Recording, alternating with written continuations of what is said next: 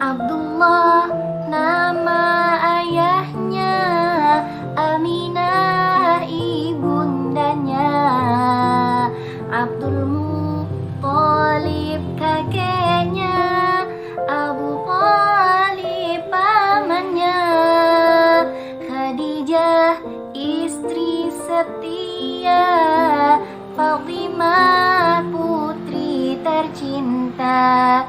Semua bernasab mulia, dari Quraisy ternama.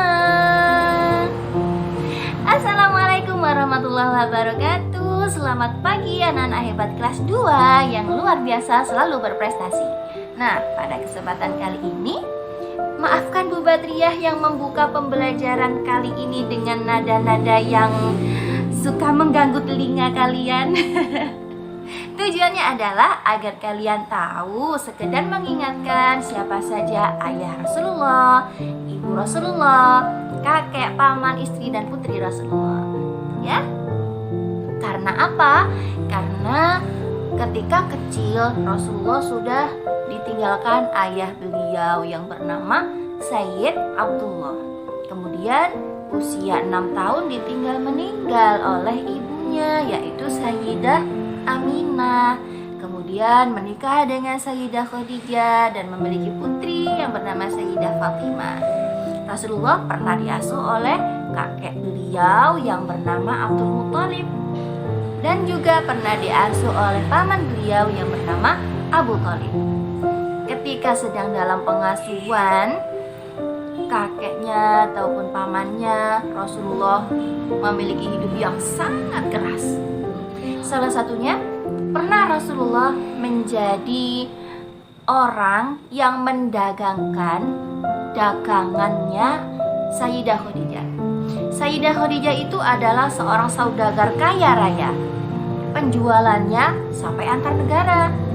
Saking kayanya, Sayyidah Khadijah pun memiliki banyak pesuruh.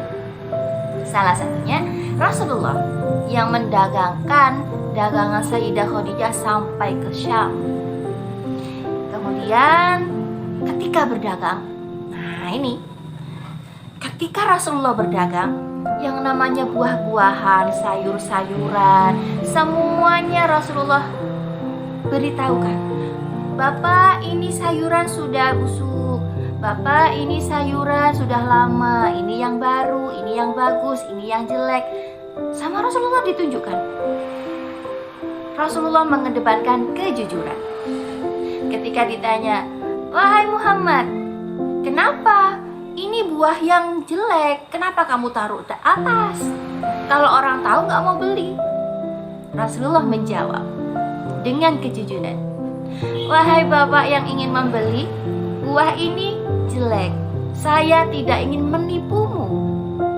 Jika engkau menginginkannya, ambillah ini dengan harga yang lebih rendah dari buah yang bagus. Akhirnya banyak orang, oh ternyata pemuda ini jujur ya, ternyata pemuda ini tidak membohongi. Waktu itu semua orang, pedagang-pedagang, banyak sekali yang melakukan kecurangan. Banyak pedagang itu menaruh buah yang jelek di bawah buah yang bagus. Ketika masuk ke dalam kantong, maka buah yang bagus dicampur dengan buah yang jelek. Tapi Rasulullah tidak. Rasulullah mengedepankan kejujuran. Buah yang bagus dibilang bagus, buah yang jelek dibilang jelek. Kemudian karena orang-orang suka dengan kejujuran Rasulullah, maka dagangan Rasulullah paling banyak yang membeli. Biasanya 1 bulan habis sekian puluh kilo. Tapi karena semenjak Rasulullah memegang dagangan Sayyidah Khadijah, dagangan Sayyidah Khadijah pun dalam waktu singkat habis.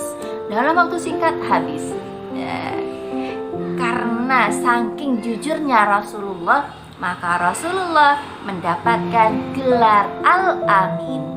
Gelar itu siapa yang memberikan? Orang-orang. Orang-orang menyebut Rasulullah, hei Al-Amin, hei Al-Amin. Kalau misalnya di bahasa kita menyebutnya, hei orang yang jujur, gak manggil namanya. Misalnya Ada Bu Ambar, Bu Anti misalnya. Bu Ambar dan Bu Anti orang yang sangat jujur. Maka kalau manggil bukan manggil Bu Ambar, "Hei Bu Ambar, Bu Anti," enggak gitu manggilnya. "Hei orang yang jujur, hei orang yang jujur." Itulah sebutan Rasulullah. Jadi Rasulullah dipanggil bukan namanya oleh orang-orang waktu itu, tapi dipanggil dengan sebutan. Apa sebutannya? Al-Amin.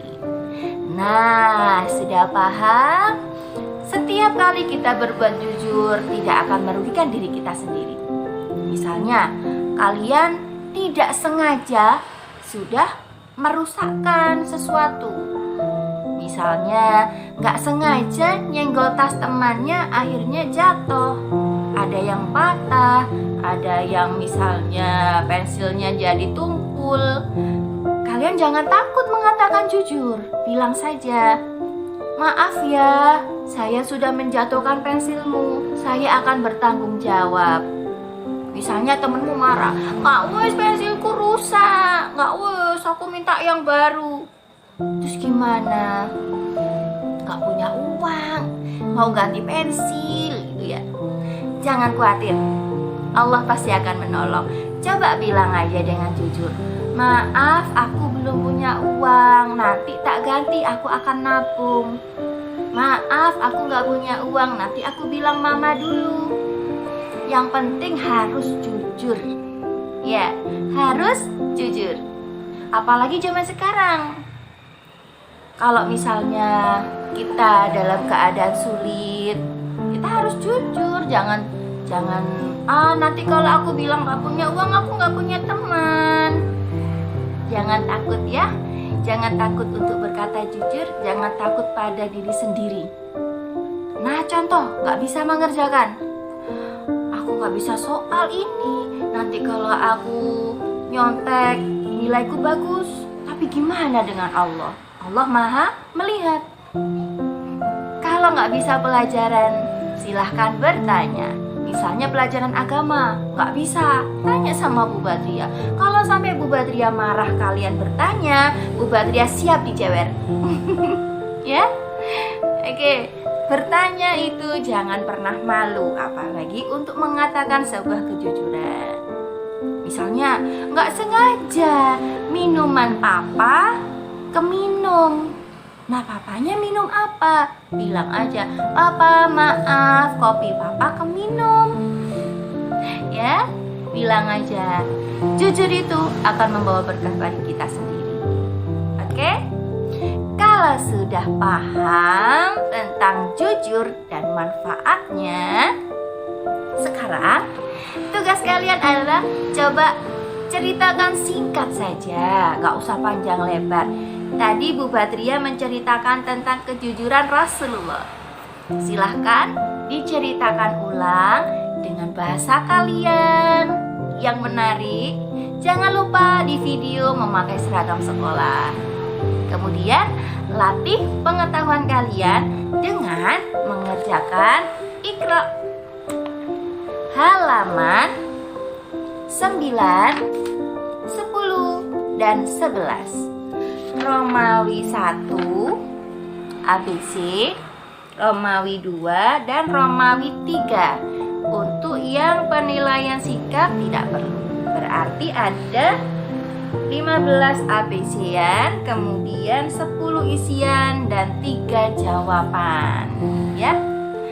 Oke, sekian. Semoga ilmu kita bermanfaat. Ya Allah. Semoga ilmu kita bermanfaat, keluarga kita diberi kesehatan, selalu dalam lindungan Allah. Tetap semangat, jangan pernah putus semangat.